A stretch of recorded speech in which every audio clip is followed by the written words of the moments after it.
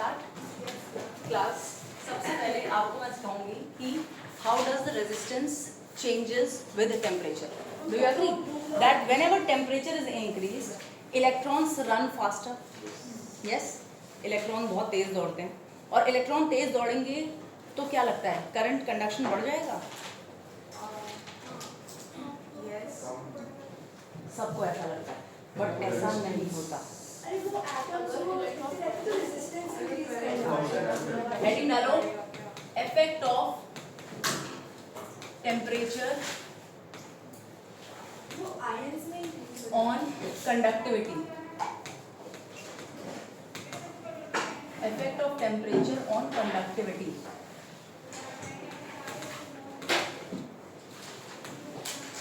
Okay. So effect of temperature on conductivity. इसमें अब आपके पास क्या है? तीन मटेरियल्स ले लेते हैं, कंडक्टर्स, इंसुलेटर्स एंड सेमीकंडक्टर्स। ये आपके पास तीन तरीके के मटेरियल्स हैं। अब हमें देखना है कि as you increase temperature what will happen to their conductivity and we can also mention resistivity. Conductivity and resistivity, okay, ठीक है। तो अब कंडक्टिविटी एंड रेजिस्टिविटी अगर देखनी है तो खुद सोचो, एक वायर है, उस वायर में इलेक्ट्रॉन्स ट्रैवल कर रहे हैं, तुमने बाहर से क्या लगा दी? बैटरी। अब उन इलेक्ट्रॉन्स को क्या मिलेगी? एक एनर्जी मिलेगी, चलो इलेक्ट्रिकल एनर्जी मिलेगी in the form of energy मिल रही है, यानी इन पे कोई फोर्स लगाएगा जिसकी वजह से वो डिस्प्लेस करेंगे। फोर्स कौन लगाएगा? Electric field. बैटरी ना पोटेंशियल डिफरेंस देती है और उस पोटेंशियल डिफरेंस की वजह से एक इलेक्ट्रिक फील्ड क्रिएट होती है अक्रॉस द वायर। अब इस इलेक्ट्रिक फील्ड में इलेक्ट्रॉन्स मूव करते हैं एक पर्टिकुलर डायरेक्शन में, बार बार टकराते हैं, फिर अपनी वेलोसिटी को जीरो पे लाते हैं और फिर से एक्सेलरेट कर करके धीरे धीरे टकरा टकरा के आगे पहुंच जाते हैं एक टर्मिनल से दूसरे टर्मिनल पे। आपने ड्रिफ्ट वेलोसिटी भी निकाली थी जो काफ़ी ज़्यादा कम आई थी, 10 की पावर माइनस में आई थी, 28 या 27, एक बार आप पीछे नोट्स में देखेंगे तो बहुत कम वैल्यू आई थी। यस, तो इलेक्ट्रॉन्स की ड्रिफ्ट वेलोसिटी भी कम है। अब बात क्या है कि इसमें अगर आप टेम्परेचर इंक्रीज कर दो वायर का तो ये इलेक्ट्रॉन्स जो है इनके पास एक्सटर्नल मीडियम से भी कुछ एनर्जी आने लगती है। इलेक्ट्रॉन के पास काइनेटिक एनर्जी आएगी, टेम्परेचर बढ़ गया तो electron got kinetic energy. Electron तेज दौड़ेगा, पर इस तेज दौड़ने के बावजूद करंट कंडक्टिविटी इंक्रीज नहीं होती, मेटल की रेजिस्टिविटी बढ़ जाती है। यानी अगर तुम कंडक्टर के लिए टेम्परेचर इंक्रीज करते हो तो कंडक्टिविटी, यानी कि कंडक्टिविटी का सिंबल याद है आपको? Sigma decreases. ये सिग्मा सरफेस चार्ज डेंसिटी का सिंबल भी होता है, तो ध्यान रखिएगा। कंडक्टिविटी सिग्मा भी डिक्रीज करती है जबकि रेजिस्टिविटी क्या करेगी? इंक्रीज। प्रॉब्लम क्या है? इलेक्ट्रॉन तेज तो भाग रहा है पर इलेक्ट्रॉन रैंडम डायरेक्शंस में भाग रहा है। हम चाहते हैं कि इलेक्ट्रिक फील्ड के अलोंग भागे, एक टर्मिनल से दूसरे टर्मिनल पर जाए, पर वो वहां जाता ही नहीं, वो इधर उधर ही नाचता रहता है। तो ब्राउनियन मोशन पूरी तरह श्योरिटी से नहीं कह सकते, उसमें और फोर्सेस भी इन्वॉल्व है, पर हाँ इतना है कि इलेक्ट्रॉन के पास एनर्जी आ गई, वो कहीं रैंडम डायरेक्शन में मूव करेगा तो एक फॉरवर्ड डायरेक्शन की जो उसकी वेलोसिटी है वो कम हो जाएगी, इसलिए कंडक्टिविटी डिक्रीजेस। अग्री? अब बात करते हैं इंसुलेटर की, कि इंसुलेटर में अगर टेम्परेचर इंक्रीज किया तो क्या होगा। इंसुलेटर में फ्री इलेक्ट्रॉन ना के बराबर है, पर जैसे ही तुम इसको टेम्परेचर देना शुरू करते हो तो कुछ एक जो इलेक्ट्रॉन हैं या कुछ एक इलेक्ट्रॉन क्या करना शुरू करते हैं, उनको थोड़ी एनर्जी मिलती है and they start moving. Insulator में नॉर्मली इलेक्ट्रॉन मूव करेंगे है ही नहीं, पर कुछ एक जो ना के बराबर बहुत कम है, मेटल्स के कंपैरिजन में वेरी लो, वो मूव करना शुरू करते हैं। तो अगर आप टेम्परेचर बहुत हायर डिग्रीज तक बढ़ा देंगे तो इंसुलेटर के इलेक्ट्रॉन की प्रोबेबिलिटी है कि वो मूव कर जाए, यानी इंसुलेटर की कंडक्टिविटी टेम्परेचर बढ़ाने से इंक्रीज करती है। जिसमें कोई चीज मूव ही नहीं कर रही, वहां कोई चीज जरा सा मूव कर जाए तो हम बोलेंगे ना कंडक्टिविटी आ गई। इंसुलेटर में मैं टेफ्लॉन वगैरह दे देती हूँ, पॉलीमर्स, टेफ्लॉन ये सब पॉलीमर है ना, आर्टिफिशियल, हाँ कोई दिक्कत नहीं, आर्टिफिशियल बनाओ तुम, उनकी कंडक्टिविटी। सिलिकॉन सेमीकंडक्टर है, अभी सिलिकॉन पे आऊंगी, सेमीकंडक्टर है। वो थर्ड में आता है, उसके साथ भी ऐसा ही होता है। ग्रेफाइट कार्बन है, हाँ। ग्रेफाइट कंडक्टिंग बिहेवियर शो करता है, टेम्परेचर बढ़ाने के साथ उसकी रेसिस्टिविटी बढ़ जाएगी। ये देखना पड़ेगा, ये बढ़िया क्वेश्चन था कि कार्बन की वैसे भी कंडक्टिविटी है, carbon behaves like metals when it comes to conducting, but क्या टेम्परेचर बढ़ाने से कार्बन की कंडक्टिविटी इंक्रीज करती है? क्योंकि it comes as a non metal भी है ही वो, ठीक है। कार्बन का एग्जांपल साइड करते हैं क्योंकि वो दोनों नेचर कैरी करता है। वो इंटरनल रेजिस्टेंस की वजह से होता है, वो एक अलग फिनोमेना है। केमिकल जो आपका बैटरी के अंदर आपने जो भी लिक्विड लिया है या कोई भी सॉलिड मिक्सचर या लिक्विड सॉलिड मिक्सचर जो भी लिया है, उसके अंदर कंटिन्यूसली इलेक्ट्रॉन के फ्लो की वजह से एक इंटरनल रेजिस्टेंस प्रोवाइड करते हैं मटेरियल ऑफ द मीडियम, तो इसकी वजह से वो हीट अप होते हैं, तो that is internal resistance. Graphite rods, yes. तो अगर हम उसकी मतलब टेम्परेचर इंक्रीज करें तो वेरी गुड क्वेश्चन सुनिष्का, मुझे इसके बारे में थोड़ा और सोचना पड़ेगा। आप ऐसा करो, इसे नोट करो और आप मेरे से फिर से पूछोगे क्लास में। It's a very good thing to discuss, क्योंकि वो सेमीकंडक्टर नेचर है कार्बन का। कार्बन आप ऐड भी करते हैं, सॉरी कार्बन टेट्रावैलेंट में आता है, और आप सिलिकॉन यूज़ करते हैं। कार्बन क्यों नहीं यूज़ करते? कार्बन का बहुत छोटा न्यूक्लियस है, उसकी वजह से उसके इलेक्ट्रॉन्स पे बहुत ज़्यादा फोर्स लगता है, वो आपका टेट्रावैलेंसी दिखाता है। पर सेमीकंडक्टिंग बिहेवियर में ज़्यादातर हम सिलिकॉन यूज़ करते हैं, एटम बड़ा है तो इलेक्ट्रॉन्स, जो इलेक्ट्रॉन और होल पेयर हैं वो यूज़ हो जाते हैं। वो दूर है क्योंकि न्यूक्लियस से, तो वो इलेक्ट्रॉन रिलीज हो जाते हैं, मीडियम में घूमने को तैयार हो जाते हैं।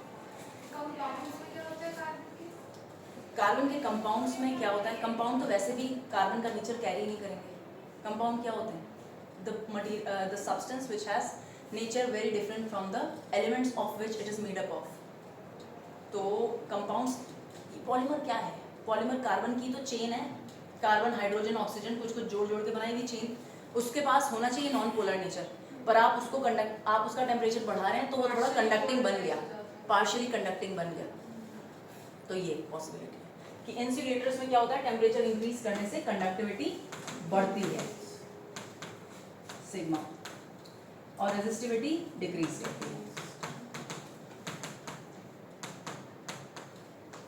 जबकि सेमीकंडक्टर्स अगर आपको दिया जाए तो टेम्परेचर बढ़ाने से कंडक्टिविटी अगेन इंक्रीज करती है।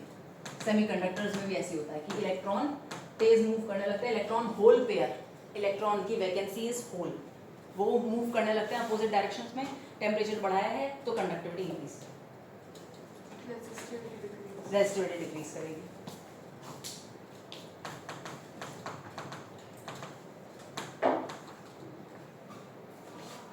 अब आप बनाएंगे दो ग्राफ्स, ये आप प्लीज नोट कीजिए। नोटेड?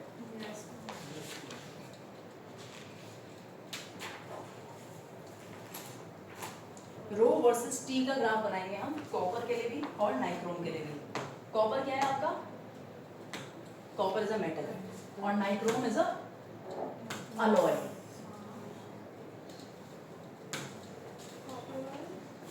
कॉपर और नाइक्रोम, रो वर्सेस टी का ग्राफ,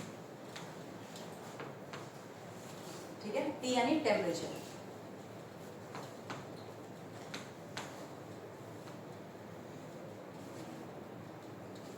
ऐसे इंक्रीज कर रही है, कैसी? Exponentially for copper.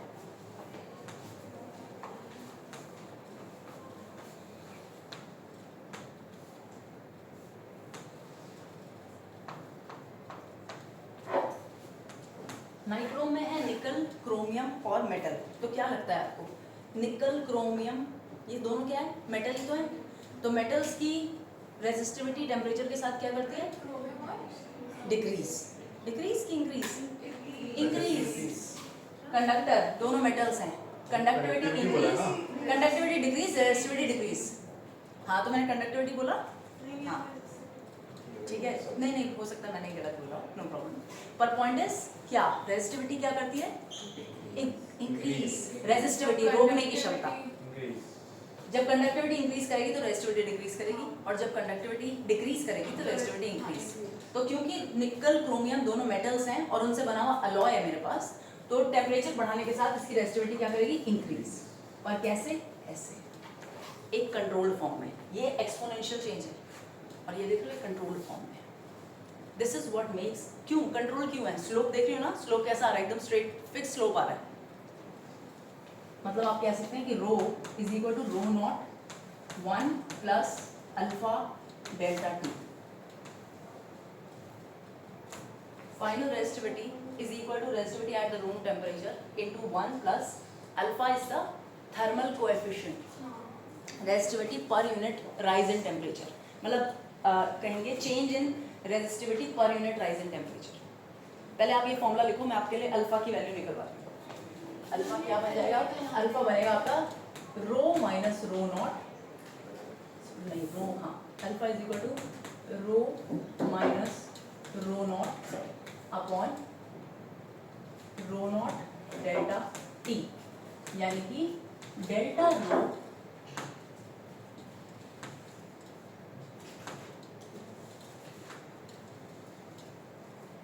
Row upon rho naught delta T, relative change in resistivity with respect to change in temperature, relative change in resistivity with respect to temperature.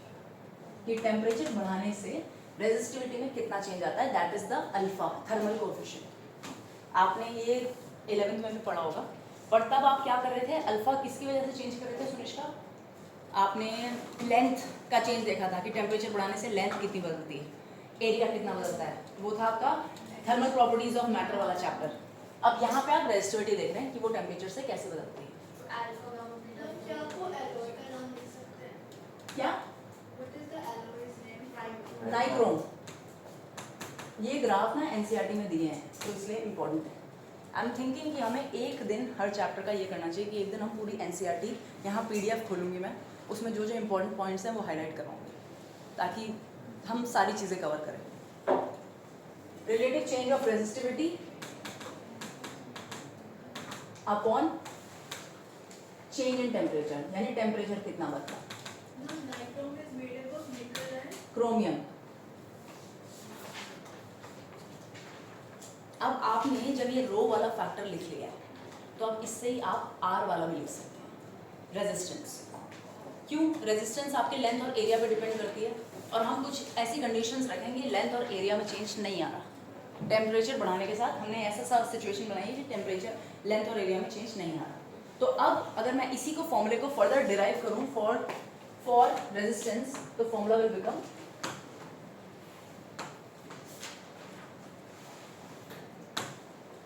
R is equal to R naught 1 plus alpha delta T। ये हुआ resistance के, R is equal to R naught into 1 plus alpha delta T। ठीक है, कुछ नहीं किया, रो की जगह R लिख दिया क्योंकि लेंथ और area R is equal to rho L upon A। तो अगर आपके L और A फैक्टर आप कांस्टेंट रख दीजिए तो ये उससे ये बन सकता है। ठीक है, अब आप एक न्यूमेरिकल करेंगे इस फॉर्मूला पे।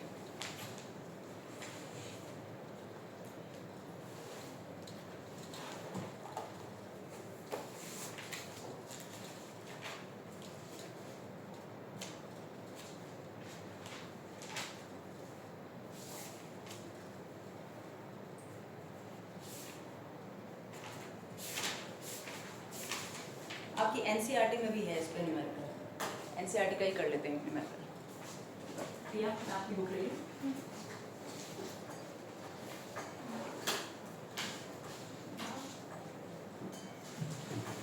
Any question?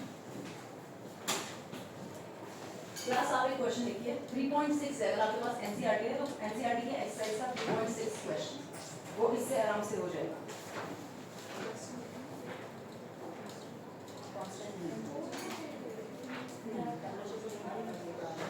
वो एक्सपोनेंशियल ग्रोथ होगी, एक्सपोनेंशियल यानी शुरुआत में कम रेट से बढ़ रही है, फिर टाइम के बाद बहुत तेज रेट से बढ़ रही है, इनफाइनाइट स्केल में ऐसे समझोगे। ये टाइम के टेम्परेचर में बराबर इंटरवल में रहेगा। तो देखो पहले टेम्परेचर इसका कितनी है, दूसरे में इतनी हो, तीसरे में ये देखो प्राइस, फिर चौथे में जब चौथा ये वाला टेम्परेचर इसका कितना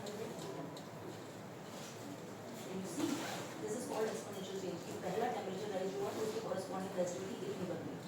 दूसरा जब टाइम इंटरवल लिया या टेम्परेचर इंटरवल ये 10 डिग्री सेल्सियस फिर 20 किया तो रेजिस्टिविटी कितनी होगी।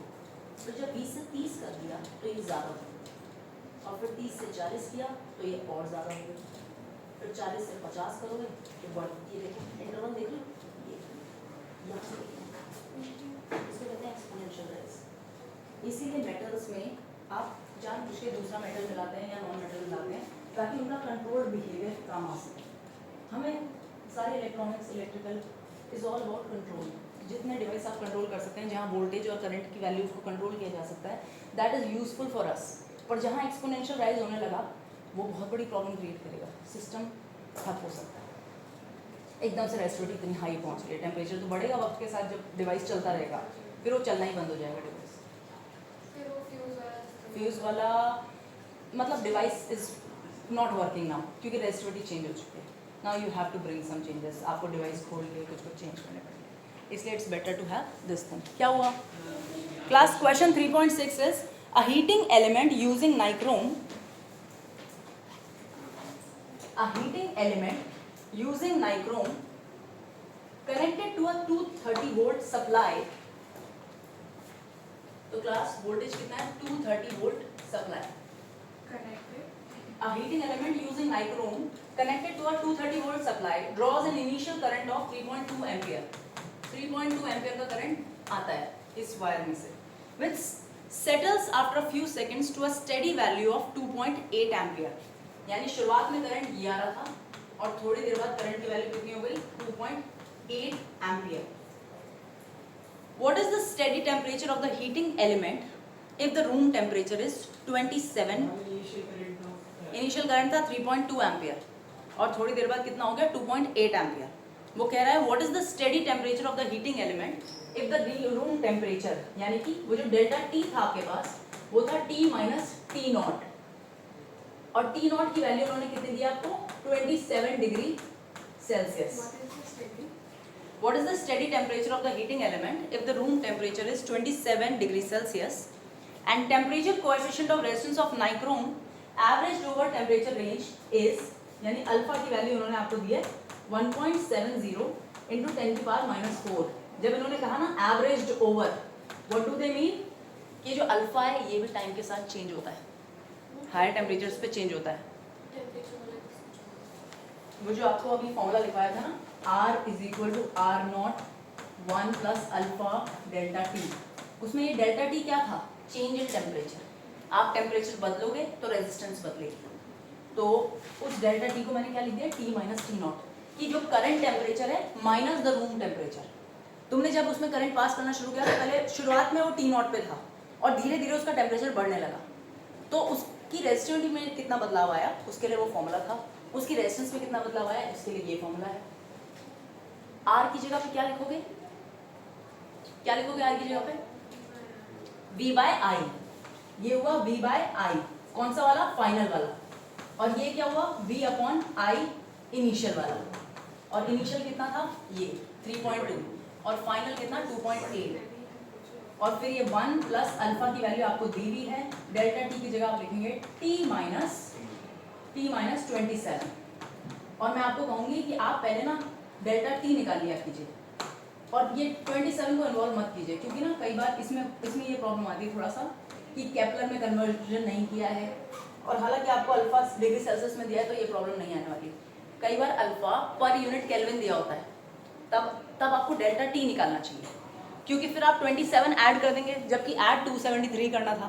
तो आंसर आपका, मतलब आपने गलती क्यों करी है? क्योंकि आपने केल्विन वाले रिजल्ट में सेल्सियस यूज़ कर लिया है, तो तब डेल्टा टी निकालना चाहिए और तब वैल्यू करेक्ट आती है। I will give you a question which will help you understand that.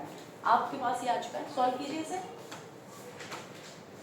वर्तिका, कोई प्रॉब्लम आ रही है इसमें? तो करो इसे सॉल्व। वैल्यू डालो। बी की वैल्यू आपको दी गई है, कितनी है? 200 वोल्ट,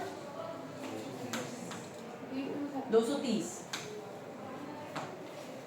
230 अपॉन 2.8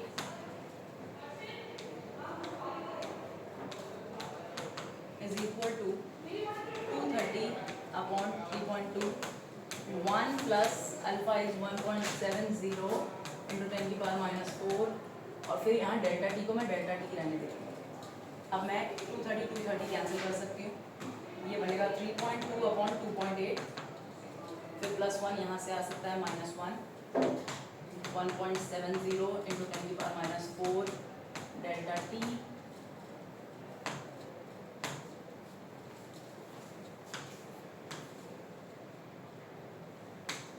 ये वैल्यू कितनी आएगी? ये आएगी 0.4 अपॉन 2.8 इंटू 1.70 इंटू 10 की पावर -4, ये आपका डेल्टा टी आएगा।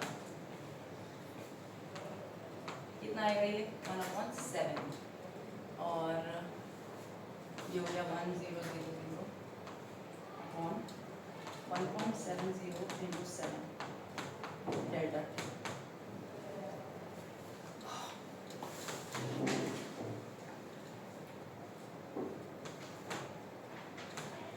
क्लास कितने लोग हैं जिन्होंने छोड़ दिया क्वेश्चन?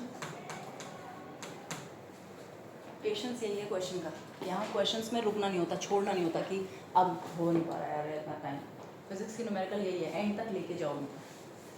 अब क्या होगा ये 119 और यहाँ पे है कितना 1 लाख, तो कर दो डिवाइड, कुछ मत करो 1000 से करो तुम सीधा, ताकि इतना निकाल सको कि 119 है, 9 से तो जाने नहीं वाला क्योंकि 19 का फैक्टर है।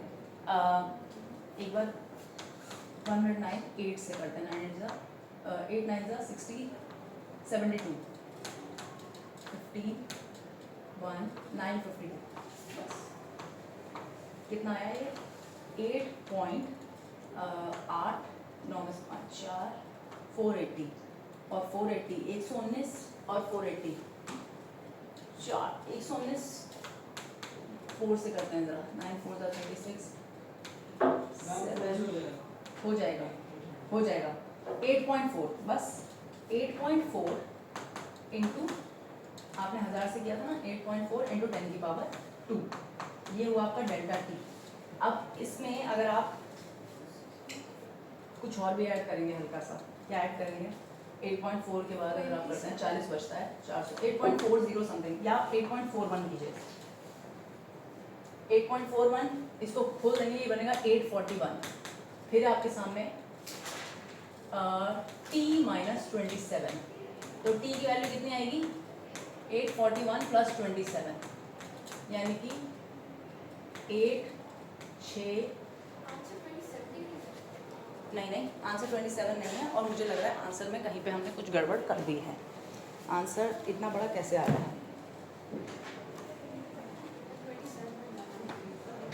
3.6 क्लास सही आंसर 867 डिग्री सेल्सियस। आपका कितना है 868, क्योंकि मैंने थोड़ा राउंड ऑफ किया ना, यही आंसर।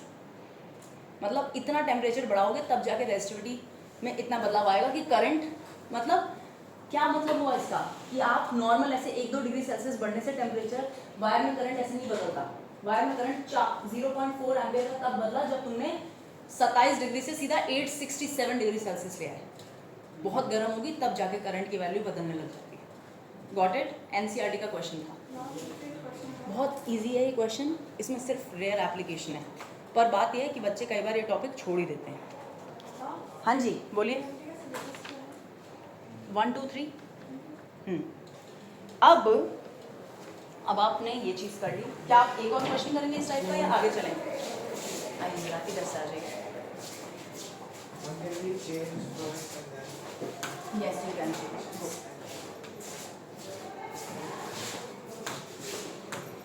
प्लस आप इस पे एक और क्वेश्चन करना चाहते हैं? हाँ एक और क्वेश्चन कर ही लेते हैं, एग्जाम्पल करते हैं एनसीईआरटी का।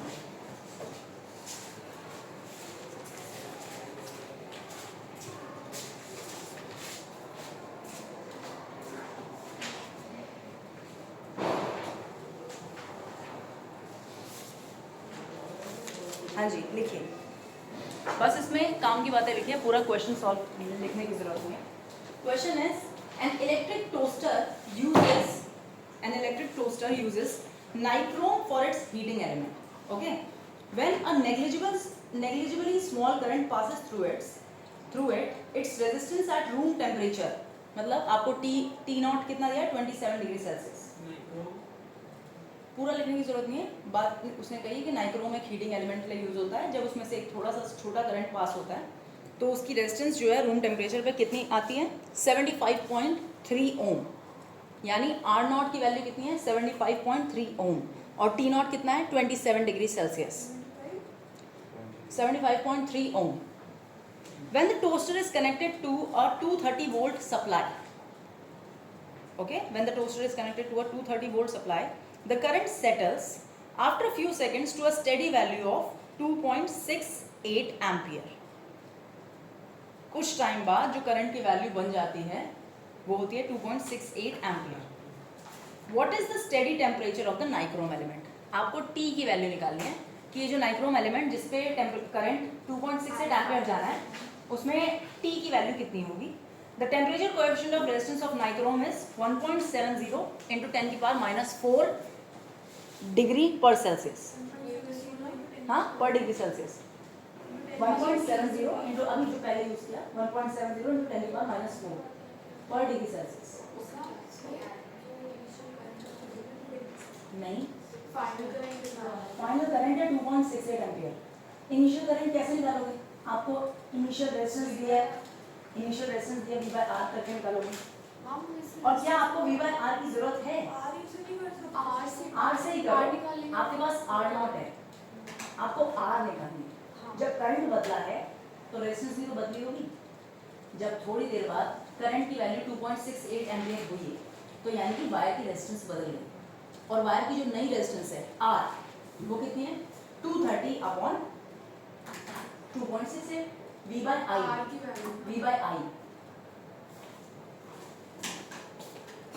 V 230, I जो बाद में हो गया है वो है 2.68 एम्पियर। आपके पास R की वैल्यू जो है शुरुआत में वो है 75.3, ये है शुरुआत की है तो क्या होगी R0 और आपको टेम्परेचर और टी नॉट की वैल्यू कितनी दी है 27 डिग्री सेल्सियस। आपको अल्फा दिया है 1.70 into 10 की पावर -4 डिग्री सेल्सियस। आपको क्या निकालना है? टी की वैल्यू निकालनी है, यही यूज करेंगे आप। R is equal to R0 1 plus alpha delta T. R की जगह पे क्या आएगा आपका V/I। R0 तो आपको ऑलरेडी मिला हुआ है। करो चलो सुनिश्चिता, क्या समझ आया? यस पिया, जैसे मैंने किया वैसे ही करो। तुमने इसको कॉम्प्लेक्स बनाने की कोशिश कर दी। लास्ट में डेल्टा टी का भी डेल्टा टी लास्ट में 230 अपॉन 2.68 क्या होगा? ये वैल्यू 9 पॉइंट समथिंग है, 9.1 ले लो और करके दो। मैंने 8.9 लिया, मैंने राउंड ऑफ करके 2.68 को 2.7। ओके ठीक है, करिए राउंड ऑफ करके निकालिए, जरा राउंड ऑफ करिए अपने बेसिस पे और आंसर निकालिए।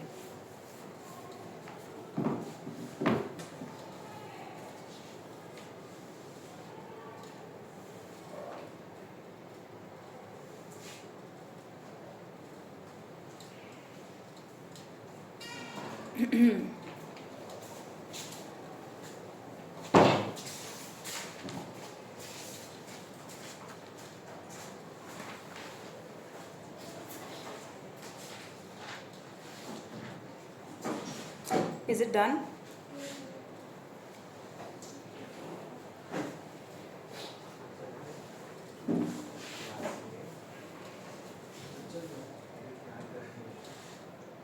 क्लास इसके बाद मैं आपको थोड़ा सा cells and series and parallel के 2 डेरिवेशन कराऊंगी और उसके बाद हम किरचॉफ लॉस के न्यूमेरिकल करेंगे, सिर्फ न्यूमेरिकल्स। डन? डन? चलो आपको छोड़ना नहीं है न्यूमेरिकल, छोड़ दिया तो यही सबसे झूठी ट्रेट है फिजिक्स में कि आप न्यूमेरिकल को आधे में छोड़ देते हैं। जाओ अंत तक जाओ।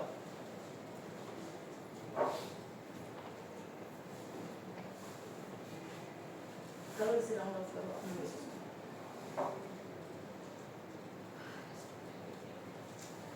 75.3 को 75 बनाओ और फिर लिखो जो रिजल्ट आएगा उसको लिखना अप्रॉक्स।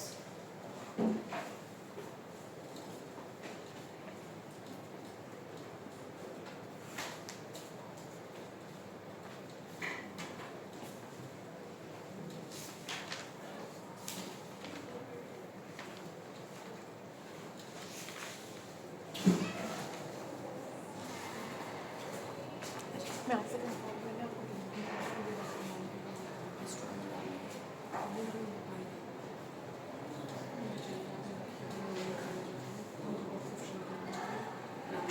वही लैब में आपको केवल पेज या मैनुअल कवर देना चाहिए। एक काम करते हैं, आपकी बॉक्स कवर करने चाहिए बेटा। अभी भी आपके पास कुछ है मतलब सेलो टेप वगैरह किसी के पास नहीं है मैम? आप उसमें भी जा सकते हैं टेगोर में। टेगोर में आपके पास एक ब्लू कलर का है, बच्चे उसमें टेप निकाल के दे देंगे। उनको बोलो टेप लेके मेरी क्लास में पहुंच जाओ, आपकी जो भी क्लास है जहाँ आपको जाना है। मुझे तो नीचे देना डीबी फोटो कार्टेज कवर करना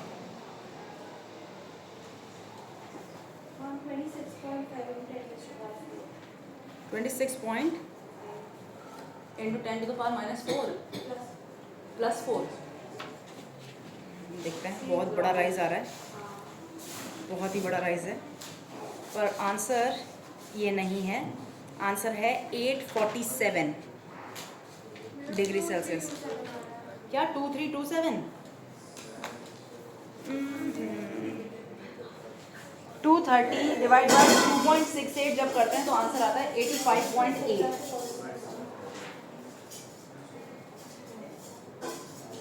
कीजिएगा इसे घर में या अभी थोड़ी देर में फिर से। मैं चल रही हूँ cells in battery and EMF, ऐसे ही करके आपने कुछ कैलकुलेशन रह गया फिर से करना है, ठीक है? 2 मिनट। ओके क्लास, तो आप लोगों ने कैपेसिटर्स को सीरीज पैरेलल में लगा लिया, रेजिस्टर्स को भी सीरीज पैरेलल में लगा लिया। अब आप सेल्स को सीरीज पैरेलल में लगाएंगे, कॉम्बिनेशन ऑफ सेल्स भी कह सकते हैं आप इसे।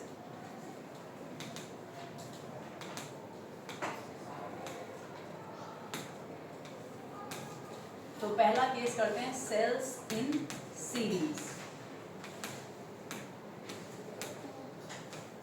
आपको पता है कि क्या कोई सेल सिर्फ वोल्टेज देता है या उसमें कुछ इंटरनल रेजिस्टेंस भी होती है? हर बैटरी की एक इंटरनल रेजिस्टेंस होती है, मतलब वो कुछ अमाउंट ऑफ करंट अपने आप हीट अप होकर ख़त्म कर देती है। यस तो मैंने आपके सामने एक सेल बनाया है E1 जिसका EMF है E1 और इसकी इंटरनल रेजिस्टेंस कितनी है R1। ये पहला सेल, इंटरनल रेजिस्टेंस मैं साथ में दिखा रही हूँ, होती इसके अंदर है पर दिखाने का तरीका क्या है, साथ में दिखा रही हूँ। ऐसे ही इसके साथ दूसरा सेल सीरीज में लगाया है, और कैसे लगाया है कि यहाँ नेगेटिव है यहाँ पे पॉजिटिव है। E1 E2 और E2 का जो रेजिस्टेंस है वो क्या है, R2 इंटरनल रेजिस्टेंस।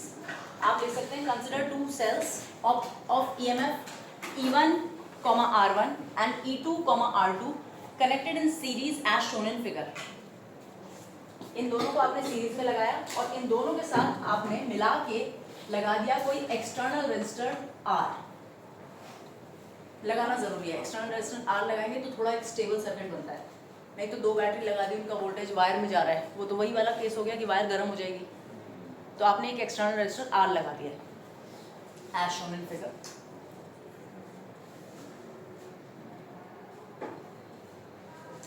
ठीक है, अब एक काम करते हैं, इस पे किरचॉफ लॉ लगाएं जो कल सीखा था आपने कि एक लूप के अक्रॉस सारा वोल्टेज जो आता है वो 0 हो जाता है। यस तो मैं एक काम करती हूँ, मैंने ये करंट यहाँ से बनाया I, ऐसे ऐसे जाएगा यहाँ से यहाँ से यहाँ से और वापस यहाँ। यस ये आपने लूप बना दिया, लूप की डायरेक्शन आपने क्या ले ली, ये वाली करंट के अलावा। अब अगर आपसे कहूँ करंट किससे निकल रहा है, E1 से, तो E1 लिखूंगी मैं E1, फिर E1 से कहाँ जाएगा ये करंट I R पे, पर ये क्या करेगा, वोल्टेज खा जाएगा, तो इसलिए माइनस का साइन आया। जिस चीज़ में जहाँ जहाँ वोल्टेज ड्रॉप होना है, जहाँ जहाँ वोल्टेज यानी work done per unit charge energy use होनी है, वहाँ वहाँ माइनस का साइन आता जाएगा। E1 - IR। अब ये करंट किसके थ्रू जाएगा, R2 के थ्रू। तो अगेन माइनस IR2। पर अब ये करंट कहाँ से कहाँ जाएगा, नेगेटिव से पॉजिटिव टर्मिनल, और नेगेटिव से पॉजिटिव टर्मिनल तुमने पॉजिटिव चार्ज भेजा है, तो यानी कहीं ना कहीं तुमने वोल्टेज को बढ़ाया है। तो यहाँ वोल्टेज खत्म नहीं हुआ, बढ़ा। ये देख लो यहाँ से पॉजिटिव चार्ज करंट जा रहा है ना, कहाँ से कहाँ, नेगेटिव से पॉजिटिव। तो जब करंट तुमने नेगेटिव टर्मिनल से पॉजिटिव में भेजा है, तो positive terminal will get more of the charge, more of the positive charge, और मोर ऑफ पॉजिटिव चार्ज मिलेगा तो वोल्टेज क्या करेगा, इंक्रीज। इसलिए आपको यहाँ पे क्या लिखना पड़ेगा, प्लस E2, माइनस नहीं, प्लस। अपोजिट होता तो माइनस हो जाता, ठीक है।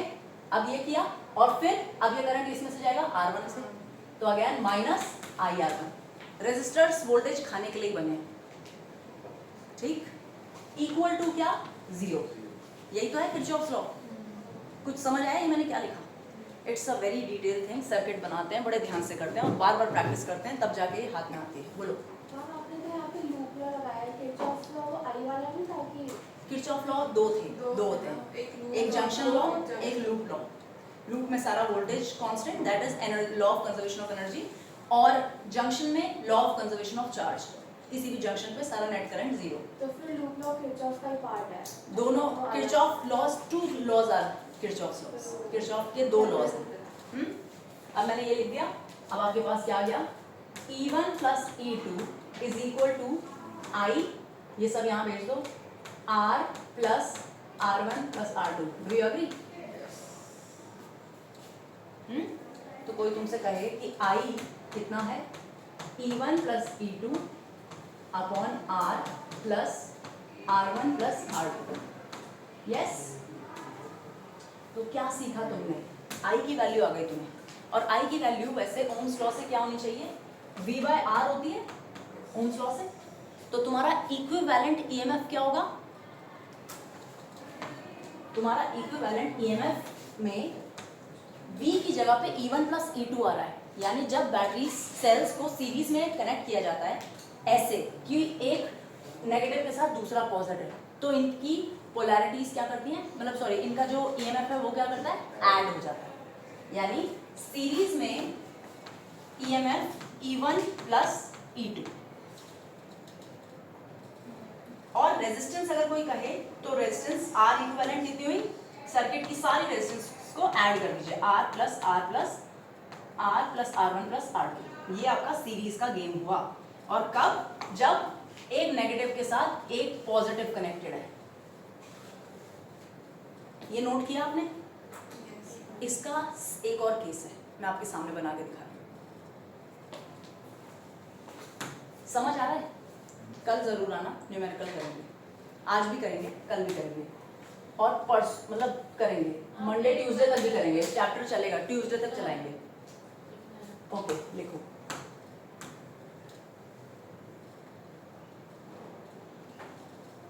नोट करो। अगर दिखने में प्रॉब्लम है तो आप यहाँ भी आ सकते हैं। प्रिया, कैसे चल रहे हैं? कल अपने टॉपिक को निकालो जो तुम्हें समझ नहीं आ रहे थे, इन साइड बाय साइड साथ में कवर करवा के चलो। इस ग्रुप में सो गया, मुझे बता दो, तुम्हारी खुद की रिस्पॉन्सिबिलिटी है, सबको बोलनी है। समझ आ रहा है? समझ आना एक बात है और न्यूमेरिकल सॉल्व होना दूसरी बात, ठीक है। बस यही वाला एटीट्यूड है जो ना प्रॉब्लम क्रिएट करता है कि पूरा पीरियड निकाल दिया, वो कितनी जल्दी आगे तैयार हो गए। तुम कौन से फेमिनिन? मैम वो फुल था, वो पहले क्या था? बेटा जो भी है, दिस इज नॉट डन। या तो आप क्लास ही लेते, कोई बहुत ज़्यादा ज़रूरी नहीं था। Okay okay, now once this is done, अब इसके बाद आप क्या करेंगे? अब आप करेंगे इसी में मैंने क्या करना है, थोड़ी सी पोलैरिटी अपोजिट कर देंगे। यानी अगर सर्किट ऐसा हो जाता कि एक E1 की रेजिस्टेंस यहाँ पे R1, यहाँ पे मैं नेगेटिव के साथ पॉजिटिव करने के बजाय यहाँ पे एक नेगेटिव और ऐसे कनेक्ट करती हूँ, ठीक है। अगर मैं ऐसे कनेक्ट कर देती तो मैं चाहूँ तो मैं फिर से ओम्स लॉ लगा के करूँ आपके सामने, या डायरेक्ट रिजल्ट लिखूँ? बताओ क्या चाहते हो? फिर से ओम्स लॉ लगा के करूँ या डायरेक्ट रिजल्ट लिखूँ? डायरेक्ट, ठीक है। फिर से डायरेक्टली लिख रही हूँ मैं भी E1 E2 और यहाँ पे R। आप इस पे फिर अपने आप ओम्स लॉ लगा के ये रिजल्ट निकालना, नहीं निकले तो फिर पूछना। इस वाले केस में जो सीरीज का EMF आएगा वो E1 माइनस E2 आएगा, considering E1 is greater than E2। जो भी ज्यादा बड़ा है उसमें से दूसरे को सब्ट्रैक्ट कर देना है। ये आएगा net voltage, net EMF of the circuit. Getting? जब ऐसे कनेक्टेड है। उसके अलावा अगर रेजिस्टेंस कोई कहे तो रेजिस्टेंस क्या आएगी आपकी? रेजिस्टेंस आपकी अगेन यही आएगी, रेजिस्टेंस में नहीं आएगा चेंज।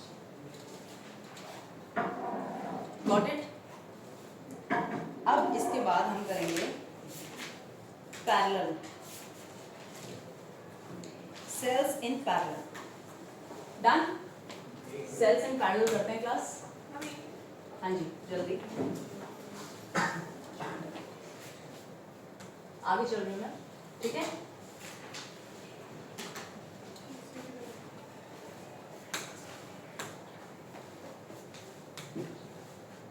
Sales in parallel.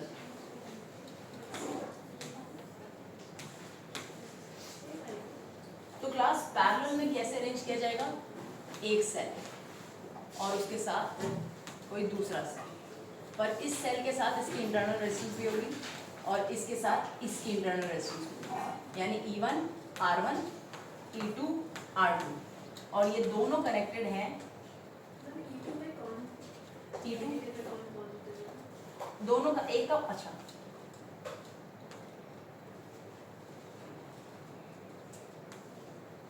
और इनके क्रॉस एक R भी लगा है, ठीक है? करते हैं शुरू। वैसे मुझे ना सही लगाया। ओके क्लास, अब क्या करना है? दो सेल्स भी हैं आपके पास, रेजिस्टर भी हैं आपके पास। आप लूप लॉ लगाएंगे और आपके पास मर्जी है कि आप अपना लूप कैसे भी क्लोज करवा सकें। आपको पता है कि लेट्स सपोज इसने भी करंट दिया, इसने भी करंट दिया, इसने दिया I1, इसने दिया I2, यहाँ पे मिला I1 प्लस I2 हो गया और यहाँ से आगे जाएगा और वापस आएगा और इनमें फिर से डिवाइड हो जाएगा, किसमें? I1 और I2 में। Do you agree? देखो ध्यान से क्या किया मैंने। Do you agree with what I did? Okay, अब मेरी मर्जी है कि मैं पहला लूप ये वाला ले रही हूँ। मुझे कोई क्लोज लूप चाहिए ना, मैं लूप अपनी मर्जी से डिसाइड कर सकती हूँ कि मुझे कौन सा चाहिए। तो मैंने पहला लूप ले लिया ये वाला। इसमें तुम्हें करंट की डायरेक्शन दिख रही है ना? पहला लूप यहाँ से शुरू हुआ और यहाँ से यहाँ गया। दो लेंगे। पहला लूप ऊपर वाले E1 को कंसिडर करते हुए और R को कंसिडर करते हुए, और दूसरा लूप मैं ऑरेंज से दिखाऊंगी। दूसरा लूप ये वाला, यहाँ से शुरू होके इस पे क्लोज लूप बन रहे हैं, दिख रहा है? दो लिए ना, एक ये पिंक वाला लूप हो गया। वो पिंक वाला उसमें दो तुम ये लेना चाहते हो बीच वाला, वो ले सकती हो। बस वो होगा कि E1 और E2 एक ही सर्किट में आ जाएंगे, तो थोड़ा सा ये वाला केस भी तुम डिराइव कर सकती हो। मैं आपके सामने ये वाला केस ले रही हूँ कि मैंने ऊपर वाली ब्रांच को लिया, मतलब पहला लूप मैंने ऊपर वाली ब्रांच को मेरे सर्किट का पार्ट कंसिडर करते हुए लिया और दूसरा मैंने नीचे वाली ब्रांच को सर्किट का पार्ट कंसिडर करते हुए लिया। Can you see? ऑरेंज वाला यहाँ से शुरू हो रहा है, यहाँ से और वापस यहाँ E1 और E2 तो लूप है ही नहीं ना, वहाँ से चार जा रहा है, वहाँ से 3 से 4 जा रहा है। देखो ना, तुम्हें क्या चाहिए? वायर तुम्हारी कंप्लीट होनी चाहिए। ये पहला लूप R1 E1, फिर यहाँ से कैपिटल R, ये पहला लूप क्लोज तो हो गया। बस क्लोज लेना है, क्लोज होना चाहिए सर्किट। और दूसरा वाला क्या ले लिया आपने? नीचे वाली वायर, नीचे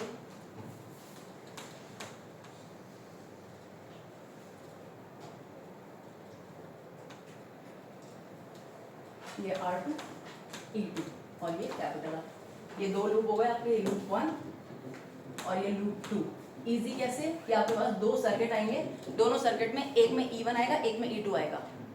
इजियर टू हैंडल। आपने बना लिए? तो चलो अब इनका इक्वेशन लिखते हैं।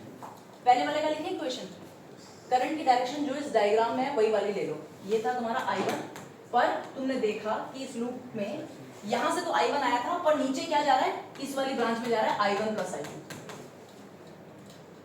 यहां से I1 आया था, अब यहाँ पे ब्रांच है, वो ये वाली ब्रांच है। हाँ बट वो हमारा सेकंड लूप है ना, सिर्फ फर्स्ट पे ध्यान देंगे तो I1 को साइड में नहीं लेंगे, जो सर्किट में टेक्निकली हो रहा है वो लेना पड़ेगा। यानी बात क्या है कि R1 में से I1 नहीं जाना है, पर इसमें से I1 प्लस I2 ने जाना है। अगर तुमने नहीं कंसिडर किया तो गलत हो जाएगा। टेक्निकली जो हो रहा है वो तो आपको कंसिडर करना है, लूप आप क्लोज लेते जाइए। फिर आपका फिर यहाँ से करंट I1 प्लस I2 जाएगा, और यहाँ पहुंचते ही अगेन ये क्या हो जाएगा, I1।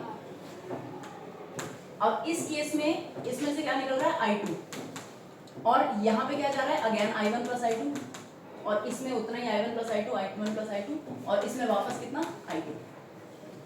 ठीक है, ये दो लूप्स बना लिए, दोनों पे लगाएंगे किरचॉफ्स लॉ। लगाते हैं, E1 minus I1 plus I2 R है ना, माइनस होगा ना पोटेंशियल रेजिस्टर के अक्रॉस, और फिर minus I1 R1।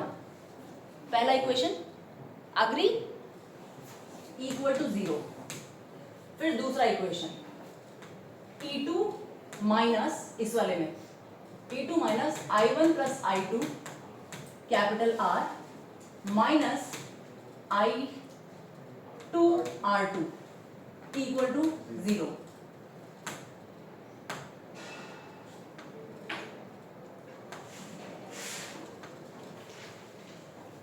Equal to 0। ठीक है, दो इक्वेशन आ गए। अब जल्दी से इन इक्वेशंस को सॉल्व करना है और तुम्हें पूरा आंसर मिल जाएगा। क्लास में यहाँ पे सॉल्व करूंगी इसे, जगह ही नहीं है। अगर आप इसे फर्दर सॉल्व करोगे तो क्या बनने वाला है ये, E1 is equal to I1 plus I2 capital R minus plus I1 R1। Do you agree? और E2 बनेगा I1 plus I2 capital R plus I2 R2। Do you agree? Yes, यही है, इधर उधर शिफ्ट किया है। इसका नाम रखो 1, दूसरे का नाम रखो 2, ऊपर वाले को मल्टीप्लाई करो R2 से, नीचे वाले को मल्टीप्लाई करो R1 से। क्यों कर रहे हो ऐसी कोशिश? ताकि एक सर्किट मिले V अपॉन R की फॉर्म में, फिर कहो कि अरे ये V जो है ये इक्विवेलेंट V इतने के बराबर है। ठीक है, अब इसे सॉल्व करते हैं। क्यों मल्टीप्लाई किया? क्योंकि अभी थोड़ी देर पहले क्या किया था, उन दोनों को ऐड किया, सब्ट्रैक्ट किया, ताकि मुझे E equivalent E1 plus E2 मिल जाए। वो मिल गया, क्योंकि वो पूरा सर्किट V बाय R की फॉर्म में आ रहा था, यानी कि E बाय R, और E मतलब E equivalent E1 plus E2, और R की जगह पे क्या आ रहा था, R plus R1 plus R2 series वाले में। तुम्हें सर क्या है ये है मैनिपुलेशन ऑफ द, मैनिपुलेशन नहीं, तुम्हें जो रिजल्ट चाहिए उसके लिए तुम डेटा के साथ थोड़ा सा खेल रहे हो। E2 बड़ा है, नहीं है, ठीक है। कुछ नहीं होगा, जब तुम ये लगाते हो ना किरचॉफ लॉ, तो जो डायरेक्शन तुमने सही ली होती है अगर करंट की, तो वो प्लस आता है, पर अगर तुमने गलत डायरेक्शन लिया तो वो अपने आप माइनस में आता है रिजल्ट। यानी जो डायरेक्शन आपने कंसिडर की है उसके अपोजिट है एक्चुअल में करंट। ठीक है, तो आपका रिजल्ट अपने आप आपको बता देगा कि E1 E2 में कौन बड़ा है इन योर क्वेश्चन। अब आप इसे मल्टीप्लाई करेंगे तो क्या बनेगा, ये E1 into R2 equal to I1 plus I2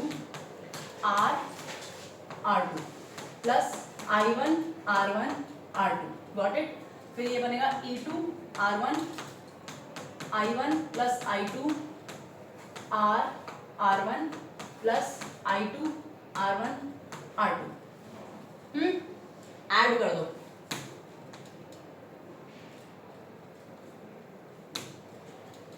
add कर दो E1 R2 plus E2 R1 equal to, अब इसको ऐड करोगी तो क्या बनेगा, ये I1 प्लस I2 तो कॉमन रहने वाला है, और इसमें R भी कॉमन आ जाएगा, और ये ब्रैकेट में आ जाएगा R1 प्लस R2।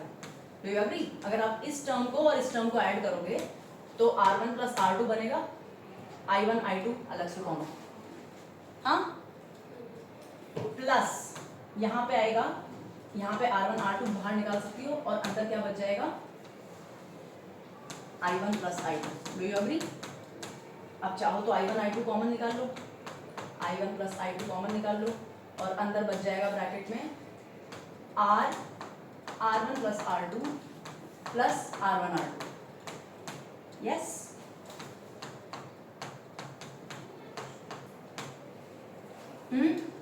अब इसको इधर ले आओ। कौन लाए? हमें क्या चाहिए? हमें तो I चाहिए ना, मतलब I मिलेगा तो हमें E by R मिलेगा, उससे हमें E इक्विवेलेंट और R इक्विवेलेंट मिलेगा। I1 plus I2 क्या दिखा रहा है? I is the total current of the circuit. इस सर्किट में जो दोनों सेल्स हैं उनसे मिलके जो करंट बन रहा है वो है I। तो मैंने I1 plus I2 को I से रिप्लेस कर दिया। अब यहाँ पे मैं दोनों चीजें यहाँ ले आऊंगी, E1 R2 plus E2 R1 upon R1 plus R2। Parallel वाला थोड़ा सा कुछ मतलब क्या है, डेरिवेशन में थोड़ा सा टाइम लग रहा है, पर बाकी अगर एंड में फॉर्मूला याद रहता है तो यू कैन इजीली अप्लाई। अभी तुम्हारे पास I ये आ गया है। अब आप क्या करोगे? R को हमें फिर एक ऐसी सी फॉर्म देनी है जो थोड़ी सी सॉर्टेड हो। यस, तो ये गलत टर्म है। मैं क्या करने वाली हूँ, मैं R1 प्लस R2 बाहर निकाल रही हूँ। E1 पता है क्यों दे रही हूँ मैं ऐसी फॉर्म? खुद समझ सकते हो? इसलिए दे रही हूँ क्योंकि ये जो E1 R2 और E2 R1 है, इसके डायमेंशन अभी E के नहीं है, वोल्टेज के थोड़ी ना है। यहाँ वोल्टेज और रेजिस्टेंस मल्टीप्लाई हो रहे हैं, तो यानी मुझे R1 R2 को कुछ ऐसा करना पड़ेगा कि इसमें से R के डायमेंशन चले जाएं और सिर्फ वोल्टेज के डायमेंशन रह जाएं। इसलिए आप इस R1 प्लस R2 को बाहर निकालेंगे और इसको ये बना देंगे E1 R2 plus E2 R1 divided by R1 plus R2। आपने डिनोमिनेटर से R1 R2 को कॉमन लिया है, और जैसे आपने ये कॉमन लिया तो नीचे बच गया R plus R1 R2 upon R1 plus R2। कुछ समझ आया? R1 R2 कॉमन लिया, इससे ऊपर भेज दिया, तो अगर यहाँ से ये कॉमन बाहर निकल जाएगा तो ये चीज इसके नीचे आएगी ना, सर्किट अरेंजमेंट। अब तुम बैठ के इसे करो, मैं कल फिर आऊंगी और फिर परेशान करूंगी। इसके बाद कुछ नहीं, तुम्हें मिल गया E पैरेलल की वैल्यू कितनी है? E1 R2 plus E2 R1 upon R1 plus R2, और R इक्विवेलेंट मिल गया तुम्हें R पैरेलल का R प्लस R1 R2 और R1 प्लस R2। क्या सीखा? दो पैरेलल जो इंटरनल रेजिस्टर्स हैं वो दोनों क्या करते हैं मिलके? वो पैरेलल वाला ही बना रहे हैं रेजिस्टेंस।